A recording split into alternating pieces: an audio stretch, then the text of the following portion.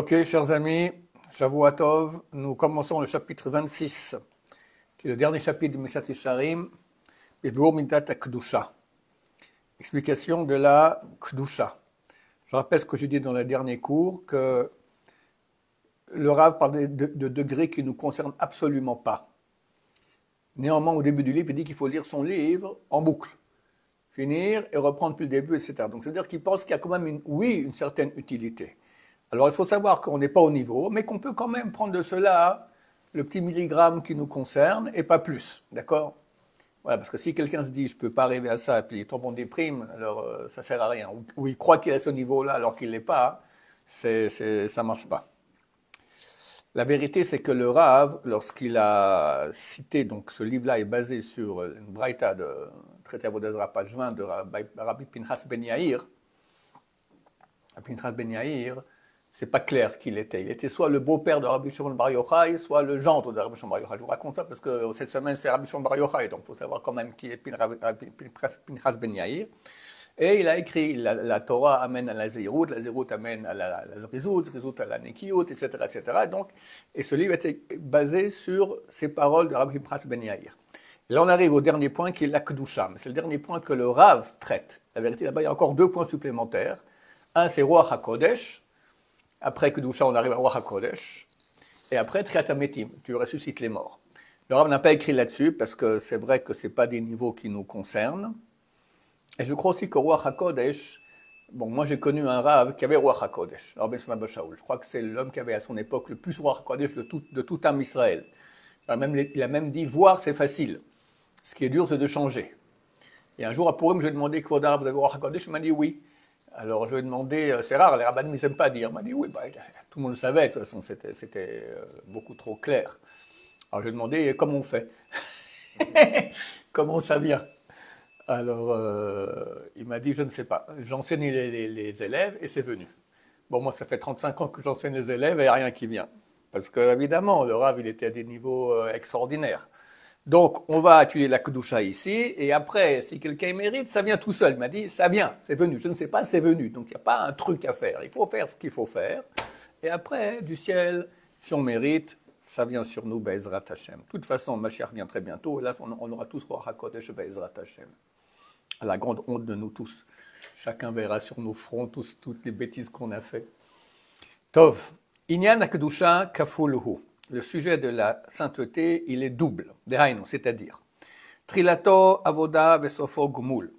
Le début, il est travail, et la fin, c'est on reçoit, c'est un mérite qu'on reçoit. Comme j'ai dit pour HaKodesh, qui lui est complètement gumul, n'est que recevoir. Trilato ishtadlut vesofo matana. Le début, c'est tenter, on tente, il y a des choses à faire. Vesofo, à la fin, matana, c'est un cadeau. Vainu, c'est-à-dire. Shetrilato hu mashada mekadesh atzmo. Le début, c'est ce que l'homme se sanctifie. Vesofo mashem mekachim oto. Et à la fin, ce qu'on le sanctifie. Comme c'est écrit dans la Gemara, je crois que c'est traité Rosh Hashanah, celui qui se sanctifie en bas, on le sanctifie d'en haut. Celui qui s'impurifie en bas, alors on l'impurifie d'en haut. Donc c'est toi qui fait l'action ici, qui va faire que du ciel, on va faire le reste. C'est ça donc les deux parties. Toi, tu fais ton boulot au début ici de te sanctifier, et après du ciel, on décide, allez, on te sanctifie, et on t'amène un flux de sainteté. Vous, Macham Rosal, c'est ce qu'ils ont dit nos sages de mémoire bénie.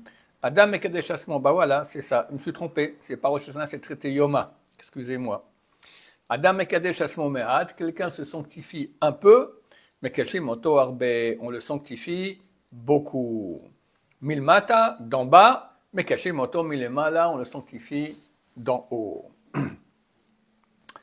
Hayeshtadlut, la tentative qu'il faut faire pour nous sanctifier, Adam Nivdal Venetak Minachomriut Legamre, c'est que l'homme se sépare, se différencie et se sépare de la matérialité totalement. Bon, vous voyez que faut manger sans sentir le bon goût, il faut aller dormir sans sentir que c'est agréable, il faut devenir complètement spirituel. Et et il adhère toujours, à chaque moment et à chaque instant, dans son Dieu. Vadavar ze nikru anevim malachim. À ce propos, les prophètes ont été appelés des anges. Kenyan Shedmar Baaron, comme il est écrit à propos de Aaron, qui sifte Kohen ishmeru da'at, car les lèvres du Kohen garderont la conscience, Vetorah evakshu mipiyu, et demanderont de sa bouche de la Torah, qui malach Hashem sakothu, car il est un ange de Dieu. Vomer, de même il est écrit, Vayihu mal'ivim b'malachei ha'elokim. Le peuple d'Israël blessait les prophètes. Écoutez pas ce qu'ils disaient, se moquaient d'eux, etc. Alors le verset dit, Vayihu mal'ivim, il blessait b'malachei ha'elokim, les anges de Dieu. C'est-à-dire à propos des prophètes, des gens qui se sanctifient. Vafilu beshat hitasko b'maasim hagashmiim amuchachim lo mipat gufo. Et même lorsqu'il s'occupera des actions matérielles qui sont nécessaires à cause de son corps, il ne peut pas ne pas dormir. Le Yanouka, il dort 1 heure tous les quelques jours. Bon, mais pas du tout, ça n'existe pas une chose pareille. Donc il faut dormir quand même, il faut manger. Alors à ce moment-là, néanmoins son âme ne bougera pas de son adhésion au supérieur, donc à Hachem. Comme il est écrit, mon âme colle, donc adhère derrière toi, et ta droite me soutient. Cependant, les fiches Yves Charles Adam chez Yassim hu et atzmo bematzav hazeh ki kaved hu mimenu. Mais vu que l'homme ne peut pas arriver à un niveau pareil, parce que c'est trop lourd pour lui, trop grand, qui sauf, chomrihu, basar vadam, car en fin de compte, il est quand même matériel, et de la chair et du sang. Alken amarti chez sof akdusha matana. C'est pour ça que j'ai dit que à la fin de la kedusha, c'est un cadeau. Ça veut dire, toi, tu ne peux pas arriver à ça. Mais tu vas faire tes tentatives à toi, et quand Hachem décidera, hop, eh ben, ils vont te soulever, et tu arriveras à ce niveau de Kedusha d'être complètement adhéré à Hachem sans avoir aucun plaisir de ce monde-ci. Kimash yochal adam lasot, car ce que l'homme pourra faire, huwa ishtadlut berdifat hayediah ametit, c'est les tentatives dans la poursuite de la connaissance authentique. Vatmadat haskala bikdushat hamaase, et la continuité, donc la fréquence, haskala, de la connaissance, de la sainteté de l'action. Donc même quand il fait une action, il essaie de le faire au niveau le plus saint possible. Ach hasof hu shakadosh baruch hu yadricheu baderech hazeh shu chafetz lelechet ba. Mais la fin est que Akadosh baruch hu, saint béni soit-il, va le guider dans la voie dans laquelle il désire aller. Et va faire demeurer sur lui sa sainteté et va le sanctifier.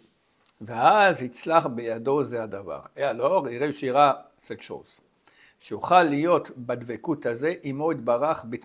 pourra être adhéré avec Hachem, béni soit-il, de façon continue. Car ce que la nature l'empêche, Hachem l'aidera et lui donnera son aide. Comme il est écrit, Dieu n'empêchera pas le bien de venir pour ceux qui vont de façon droite. C'est pour ça qu'ils ont dit dans l'article que j'ai cité, Adam mekadesh atzmo me'at, l'homme se sanctifie un peu, que c'est ce qu'il peut acquérir par sa ishtadlut. Un peu, qu'est-ce qu'on peut arriver nous tout seuls. Mais néanmoins, on le sanctifie beaucoup. C'est l'aide que Hachem lui envoie, comme j'ai expliqué.